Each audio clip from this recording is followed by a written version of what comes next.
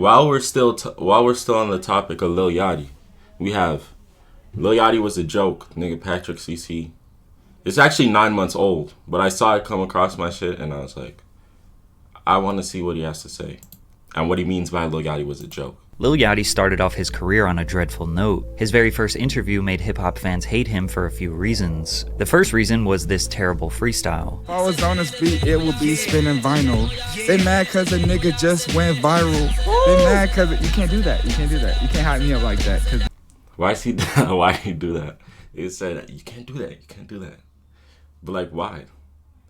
I feel like when you're freestyling, people are just gonna do that. So like, there's no way that threw you off. Yeah, the next part has to be better. Like, not a kid really selling. In high school, I never was felling. I think that's why they mad at me.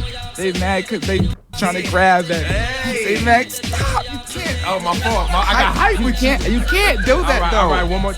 I mean, if that throws them off, it throws them off. Also, I don't think every rapper has to know how to freestyle. But like maybe some people are just better when they sit down, write something, and then go in the booth. But like, people expect all rappers to just know how to freestyle off the dome.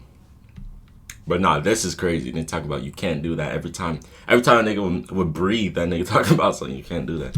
Young nigga from the west side of town.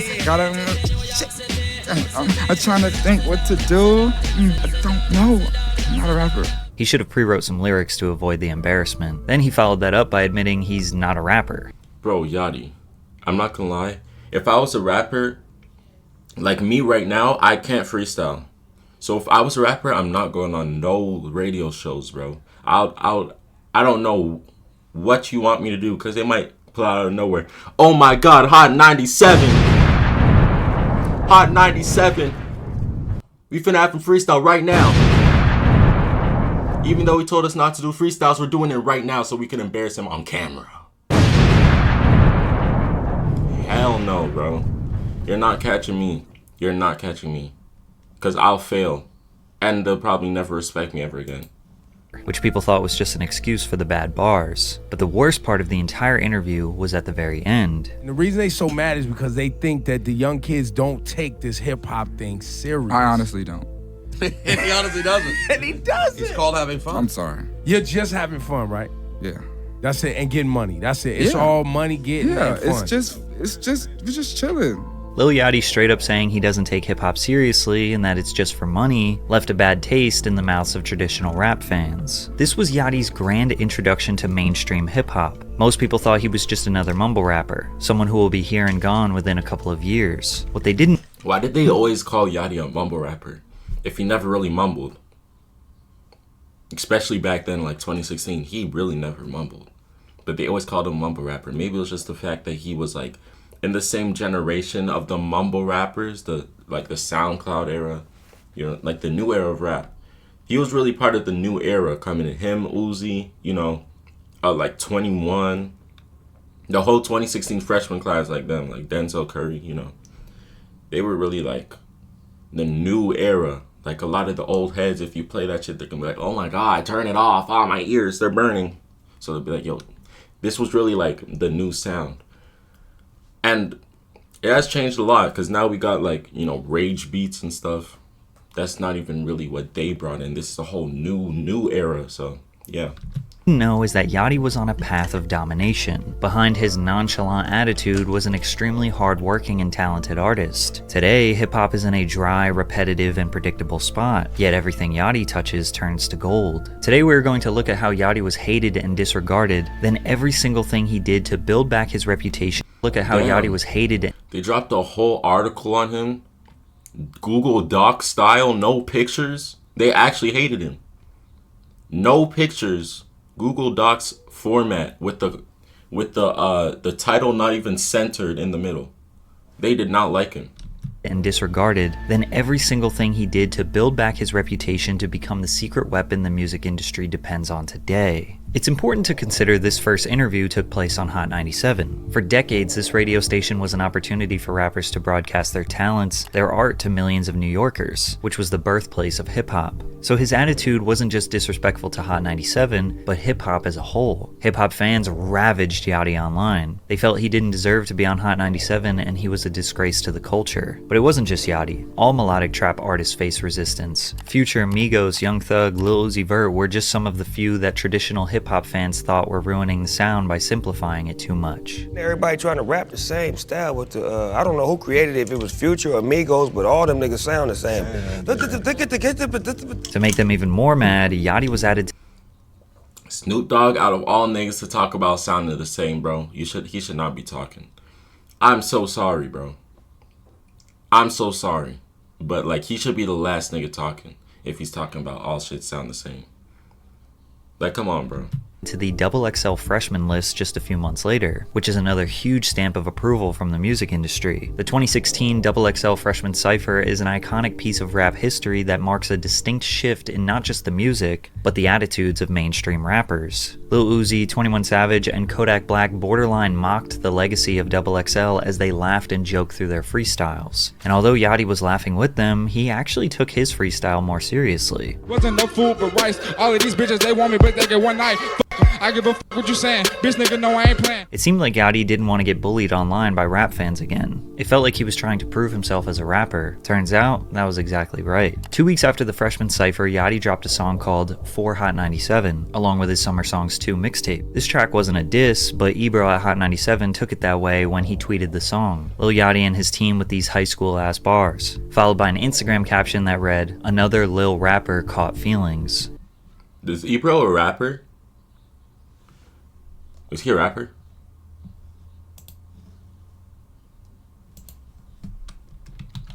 Ebro. Rapping. That nigga is not a rapper. Oh wait, hold on. Nah, that nigga got podcasts and shit. That nigga is not a rapper, bro.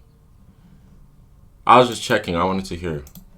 Then Yachty responded, "I didn't catch feelings, it was just to show that I can rap. It wasn't a diss to you, good sir, it was simply more like a check this. Actually, Hot 97. I'm not finna try to explain myself to no one dissing me." But it didn't stop there. That's not what he said, Patrick CC, that's not what he said. I'm finna try to explain myself to no one dissing me. But it didn't stop there. Yachty called Ebro on Hot 97 Live and tried to explain. I didn't catch no feelings. It was to show what's good. And nigga, that shit is hard, bro. I don't care if you 69, bro. Like, Yo, f that, man. F that. These high school ass rappers, I'm gonna keep testing y'all. Although many people thought Ebro was being an old, sour hater, it seemed like they were able to laugh and have mutual respect for each other. But fans were not as quick to forgive Yachty, especially because during his Pitchfork interview, he said something that would haunt him for the rest of his career. But first, I recently found out I'm being charged every month for subscription service I don't even use.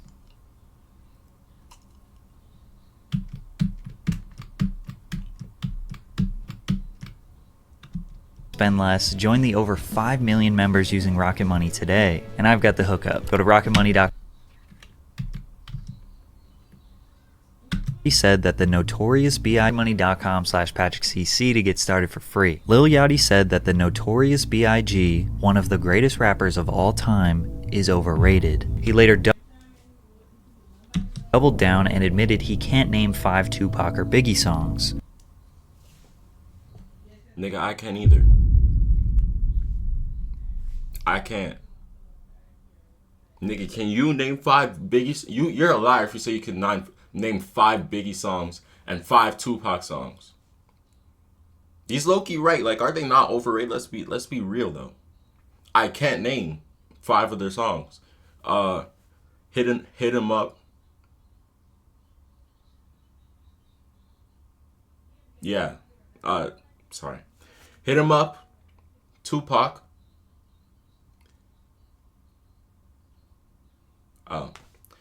Right? Like, am I tweaking? That's all I can name from Tupac. Let's see. B.I.G. though. Nigga, Biggie. It was all a dream. I used to read Word Up magazines. That one. I know that one. And then the Biggie, can't you see? Did all these niggas keep talking to me? I don't know that one, but that And is it the same songs like "If You Don't Know, Now You Know," nigga? What song is that? I think that's the first one I did. That's all I can name from these niggas. I'm so sorry, but like, is he not right? Are these niggas really overrated? Like, come on. His brutally honest opinion about two rap legends made headlines across countless news outlets, continuing the same narrative that he is a disgrace to hip-hop and should not be celebrated by the culture. But he didn't need their support, because at this time, his song Broccoli peaked at number 5 on the Billboard Hot 100, as well as his viral 2015 hit, One Night, slowly crept up to number 49 on Billboard. His debut mixtape Lil Boat, as well as Summer Songs 2, were cult classics. His music at the time can be described as carefree bubblegum rap with a heavy reliance on autotune. But others just called it mumble rap, thanks to Wiz Khalifa. We call it mumble rap. Oh, so y'all got a name for it? Yeah, me and my homies. I mean, it ain't no disrespect to the little homies, but like, they know what's up. They say they don't want to rap, you know what I mean? But it's cool for now. It's gonna evolve, and I feel like those artists, if they want to be around, they'll figure out the next thing to do. But right now, that's what's popping. Although Wiz meant no harm by this term, it became weaponized by people who hated the new sound, such as Funkmaster Flex of Hot 97, a radio DJ who would often complain on his show about the new state of hip-hop. Yachty once again felt like he needed to show these guys he could rap, so he got on Ebro's Beats One radio show and spit some bars. Lucy Doocy, the joke's on you, I didn't grow up the boosie. All I care about is feeding my family and getting out of that camera. Funk Master Flex, please stop talking about me. Unless you're finna play my songs, then don't talk about me. Again, classic hip-hop fans were not impressed. They still relentlessly. That how, and they're all saying it's trash and shit, nigga. Look at Scott, bro. Look at Scott, bro. Look at Scott. Look at Scott. I'm just saying. Take care of your kids. Talking about I talk in my sleep better than you freestyles. My nigga, take care of your kid. You too busy focusing on Lil Yachty when your kid is starving. That nigga did not eat today. And your ass just talking about Lil Yachty on Facebook, my nigga. Ain't this Facebook? Come on, bruh. Called him trash in the comments. This man can't catch a break. They don't like the music he makes, but then when he switches it up, they still don't like it. This freestyle prompted Funk Flex to take another shot at Yachty. That's called motherfucking bars, nigga. You know nothing about that. You know why? Cause you a mumble rapper, Bow Wow, a mumble rapper. Lil Yachty, you don't want nothing too. Neither you niggas want nothing. J. Cole dropped a song called Everyone Dies, which seemed to take shots at Yachty. Bunch of words and ain't saying shit. I hate these rappers, especially the amateur 8-week rappers. Lil whatever, just another short bus rapper. Then Yachty responded. I f with J. Cole, bro. Say whatever you want to say. I mean, I don't listen. You don't listen to J. Cole, but you f with J. Cole. Some people even confronted Yachty to his face, like Joe Budden. I want you to know, bro. Joe Budden is the literal definition of an old head that literally doesn't give any new things a chance, and hates everything that comes out and is new. That's literally the definition of this bald head, The Rock looking ass nigga, bro. I swear to God, like this nigga, he's mad annoying. I hate this nigga. He's actually annoying, bro. Anything that's new, he hates on it. He hates it. Whether you in a 360 or not, I want you to appreciate the culture that changed your life and took you from college dorm rooms eating oodles and noodles. Like there's no way his music made you that mad. There's no way that you're that mad about this. Like, come on, bruh. I want you who's well-spoken and articulates himself well. My nigga. Chill. This moment was particularly interesting because Joe was the personification of all those hate comments, and it was truly embarrassing to witness. By Yachty just simply responding with chill made people realize that hating on a kid who's just doing his thing is annoying and corny. Because Yachty just could not stop succeeding. He dropped a song alongside Kyle called I Spy, a nursery rhyme. I'm not gonna lie, I wonder how those hater ass niggas feel. Like, you hate him so bad and you vocalize it every single day. First thing you wake up, you don't even brush your teeth. You hop on Twitter, you hop on Facebook just to say something about Lil Yachty. And then the next day you see he got a new song that's trending and it's on the Billboard Hot 100 and it's gonna go #1. How bad would you feel? Like, or like how annoyed would you feel that like all your hate, you can't do anything? Like you probably have like steam coming out your ears. inspired bop that peaked at number 4 on the Billboard Hot 100, then followed that up with another hit, Peekaboo, featuring Migos. His fans, who were primarily teens, loved his style. He was weird, he was fun, and he was unapologetically himself, which opened the door for 3 massive brand sponsorship deals with Target, becoming the lead creative designer at Nautica, and a Sprite commercial which... You know how crazy that is? All in 1 year, all in the same year of 2016, he got Target sponsorships, Sprite sponsorships, and Nautica sponsorships in the same year.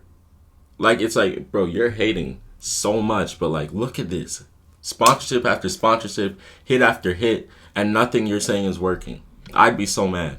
Which remixed his song Cold Like Minnesota to Cold Like a Sprite Soda. And Lil Yachty here was paid by Sprite to write lyrics about Sprite. Cold like a Sprite soda.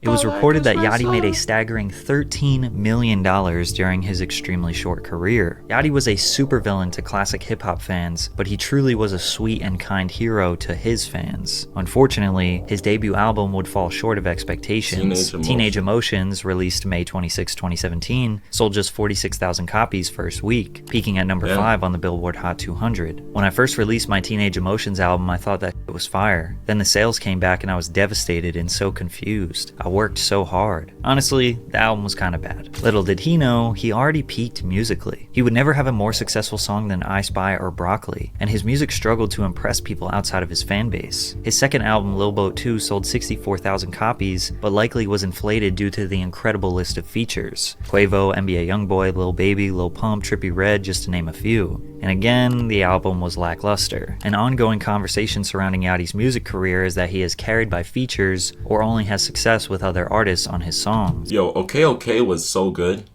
and no one talks about this. His third album, Nothing to Prove, speaks volumes about his attitude. It sold 40,000 in the first week and peaked at number 12 on the Hot 200. Hip Hop DX said he is bringing nothing new, and it may be time for him to go back to the drawing board in search of new ideas before returning with a follow-up project. Most people fell in love with Yachty's music on his first 2 mixtapes because it was fun, cheerful, and positive. By his third album, he was slowly transitioning to fit in with the gangster rap status quo of the music industry. Don't get me wrong, he had a few bangers along the way. NBA Youngboat, Boom, Get Dripped, but they were buried in bloated albums of inconsistent music. To make things even worse, his day one friends were switching up on him. The Sailing Team was a dynamic group of producers and artists surrounding Yachty. Cody Shane, J-Bands, Earl the Pearl, Big Brother Chubba, The Good Perry, Aaron Verchetti, J-Bands was kind of hard. None of them were even close to as successful as Yachty, but he says it's not his fault. The Sailing Team became like my brothers and sisters. Yeah. I kind of felt the need to kind of take care of them, Right. you know, but it got to the point where I was spending so much money, like almost $1 million trying to like create this company out of my own money. Right. And they didn't want it for themselves. You know, like, Yachty tried to put them in a position to win. He never had contracts with them, never wanted any percentage of their success, just wanted them to be the best versions of themselves. But they simply did not want it. They were lazy. Trying to worry about 7 other people's careers was holding Yachty back, so they decided to split up. 2019 and 2020 marks a major shift in Yachty's career. His commercial success after this would be even less impressive, but he did not fall off. Hold on, bro.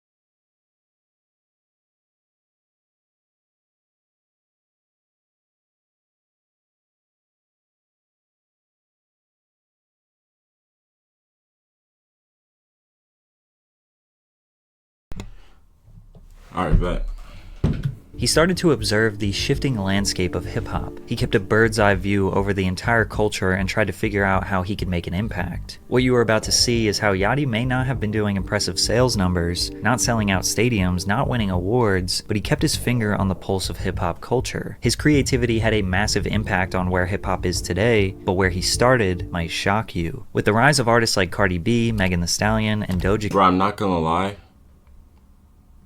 That one era when Cardi B was coming up, I'm not gonna lie, that's the only time I've ever seen Nicki Minaj kind of like feel like she had a threat to her career. Like when Cardi B was coming up and everyone was like, oh my god, Cardi B, yo, this shit fire.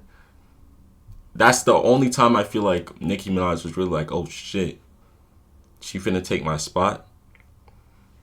And that shouldn't be the response. The response should be like, nah, this is fire, let me try to work with her. But you know, that's never the response over there. Cat, it was obvious female artists were in high demand. The City Girls were a duo from Miami buzzing with anthems like Period and Twerk. Yachty decided he would discover his inner baddie one night in the studio and write a song for the City Girls after his friend Earl the Pearl made the beat, and out came their most successful record to date, Act Up. But everything that everyone is singing and all, and I wrote the whole thing. So you were in there. Like, how did I come to you? Like you were just like real ass bitch, get a body. I just thought like them. I know what women like to hear. Like, you know, like I know, like I literally was sitting there, I was like, yo, what's just some raunchy shit? Act Up peaked at number 26 on the Billboard Hot 100 and was a huge TikTok anthem that even young men couldn't resist dancing to. They're gay, nigga. Like bro, they're gay. But when you start thinking like, what do these people like to hear? I feel like that might open some doors in like the way you think and the way you move.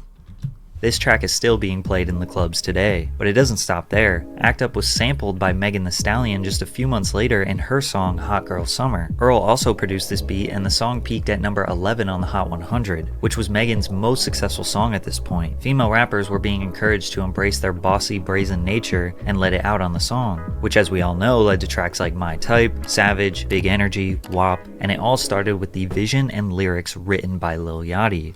Nigga, I remember the day WAP came out, I'm not gonna lie. I remember the day that music video dropped. It was like 4 years ago. And I know Juice WRLD dropped a song with The Weeknd on the same day. Smile. So I went to that song and I was listening to it. I was like, yo, this is fire. Then I look at the thing, it said number 2 on trending. I'm like, how is this number 2? What could possibly be number 1 over Juice WRLD and The Weeknd? And The Weeknd was having his biggest year yet with After Hours and all that. I go to the trending tab and I see WAP, Cardi B, Megan Thee Stallion. And I'm like, but seriously, this is number 1? And then I click the video, I'm watching the video, I'm like, oh, it's number 1. Oh, I see. It's number 1. Of course it's number 1. Proved he could have a bigger impact on the culture, so it was time to have one last hurrah before he changed up for good. Lil Boat 3 was the official death of Yachty's previous music career. Now the pandemic slowed everyone's lives and careers down. Yachty achieved his lifelong dream of collaborating with Drake on the song Oprah's Bank Account, which brought that carefree Yachty energy his fans once loved. He did bring that energy throughout the Lil Boat 3 project, but it was honestly his harder rap songs like Split Whole Time, TD, Pardon Me, and Westside that stole the show. With just a mere 30,000 copies first week, Yachty himself and his fans needed a revival of his career, and that's just what they got. After LB3, a new Lil Yachty emerged. The nonchalant, goofy, and emotional teenage persona he had was behind him. The new Yachty was calm, collected, and moved like a boss. He stopped dyeing his hair, got rid of the beads in his braids. Is that really where that Cardi picture came from? Collected and moved like a boss. He stopped dyeing. This is it?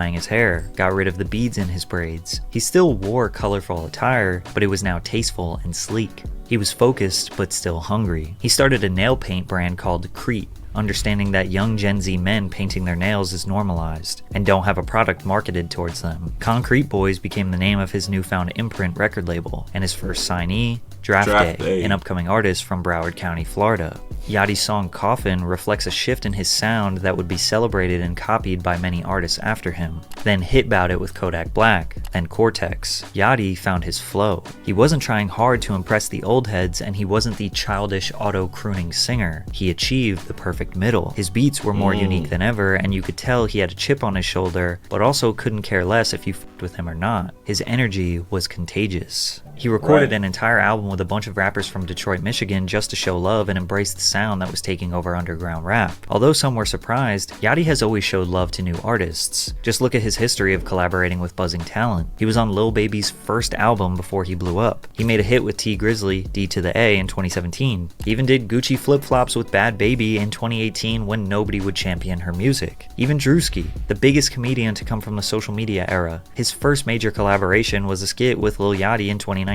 Babyface Ray, Babytron, Baby Smooth are just 3 of the many Detroit artists bringing a fresh sound to hip-hop. Their cadence is smooth yet savage, and the beats are bouncy, but they jam-pack these songs with bars. Yachty teamed up with them as well as other buzzing Michigan artists on his album Michigan Boy Boat. This album only sold 15,997 copies in the first week. God damn, like every album he drops is selling less.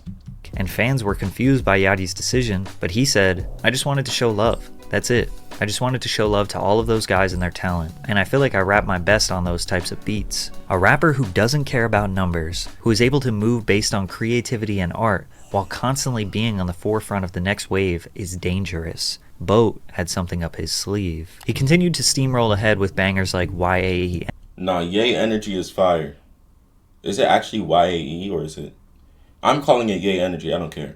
Yay Energy is so hard. Energy, and rock climbing with buzzing rapper Remble. At the same time he was rapping his ass off. Yo, I forgot about Remble.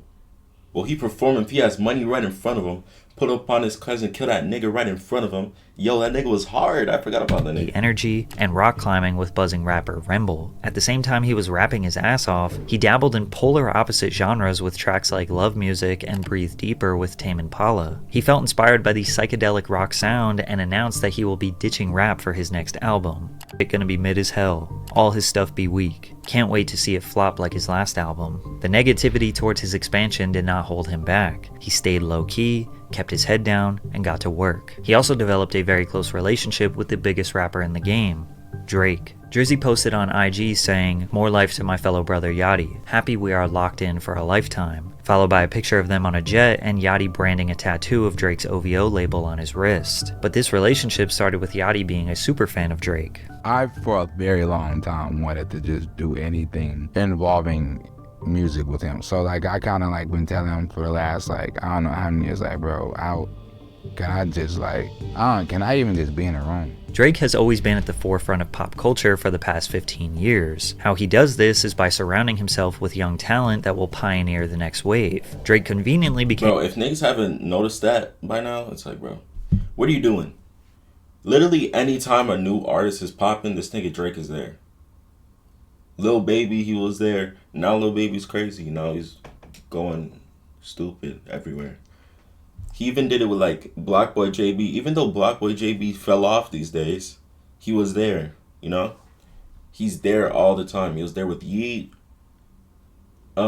He co-signed Ken Carson, but at this point Ken Carson's already like, he's big. But yeah, he co-signed him. And there's got to be like 10 other people I'm not thinking of right now. But he's always there.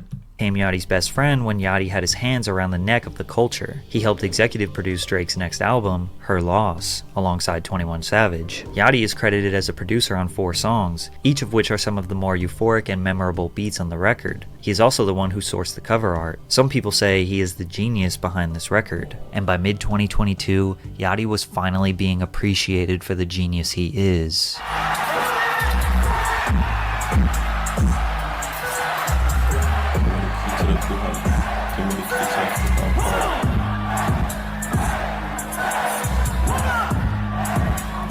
And just before Yachty decided to release his psychedelic album, he went viral by accident. It's important to know that there is a huge community of rap fans who— Oh, this is gonna be Poland, bro. When Poland dropped, nigga, I did not stop playing that shit. Try to hack into artists' computers and phones to leak their music. However, one hacker straight up asked Yachty for the Poland record after he heard a snippet, and this is what happened. "You have this song called Poland, bro. Please, bro, send it to me." And at the time, I'm like, bro, no one gives a fuck about my leaks, right? Like, well, I'll send it to him. Like, nothing's gonna happen. So I sent it to him. Well, Yachty was wrong. Once TikTok users heard his wiggly, wobbly vocal vibrato, the memes started pouring in. I took the walk Rap has been in a long dry spell, so anything different was bound to get some attention. A lot of people treated the song as a joke. What he said? Lil Yachty dropped a hit with Poland, helped Drake and 21 on Her Loss, and now he dropped a high-quality level album with Let's Start Here. He's arguably on the best run of any rapper in the game right now, and he's still on that run to this day. It's almost been 2 full years. We're almost in January. It's not that far. And he's still on this run. Dry spell, so anything different was bound to get some attention. That album with James Blake was pretty forgettable, I'm not gonna lie. I don't listen to that shit anymore. I listened to it one time. And I played Woolful a few times and Bad Cameo, but I don't play it anymore like that, so. A lot of people treated the song as a joke. Others genuinely loved it. Yachty was kind of upset when it went viral because he didn't really like the song and he wanted to debut the wobbly vocal style on his psych rock album. But the fact that his throwaway songs he never wanted to release were going viral let him know that he was on top. And with that buzz, he finally released the psychedelic alternative rock album called Let's Start Here, which could easily be one of the best albums of 2023. Like his other album, I think that's his best album of all time. I don't think that's like hard to argue against. Like, I don't think people get mad at me saying that. I think that's his best album to this day. He only sold 36,000 copies the first week, but there was nothing but praise for his efforts on this album. The instrumentation was beautiful, bright, funky, and soulful, but also broke to periods of eerie trepidation. I genuinely think with a good amount and right amount of marketing and promotion for his next album, he could go crazy with the sales. Because the sales is not looking good first week, but who cares? If you like the music, then you like the music. But his next solo album, I feel like if you do a mix of singing songs, mix of rapping, good marketing, good promotion, there's no way you could fail because he's doing good right now. Even though he still catches a lot of hate, he's doing good right now. He's on a good run. His use of heavy autotune and big room reverb felt like you were ascending towards the heavens on a trip. This will probably go down as one of the best genre transitions for a rapper in history. And the craziest part about it, he went right back into rapping after dropping this album and dropped banger after banger after banger. Strike, Slide, Solo Step and Creep Boy, Tesla. Go on TikTok and you will quickly see someone sharing one of these songs. Yachty has never been this consistent in his entire career, and he knows just how much the rap game needs him, which he expressed on his track with J. Cole. Allegedly, they figured out that I'm the secret recipe. The standards have collapsed. They wrote me in with lames. They treat me like I'm them, the hate I overcame. Refuse to pat my back, refuse to shake my hand. Refuse to give me props when I'm not around. Refuse to act like I ain't shift the sound, like I ain't push the culture. Like these bars encapsulate everything I said in this video. They hated Yachty. They thought he was just another mumble rapper that would fall off. They didn't give him any respect, and instead of tucking his tail, he worked his ass off. Now with hip-hop being incredibly dry and boring, Yachty is one of the only ones bringing something fresh. Hip-hop now needs Lil Yachty. I like that video. It really showed how he was down. No one really gave a shit. And he made his way back. Yachty really saved his own career. That's fire. Falling from all these lies, you keep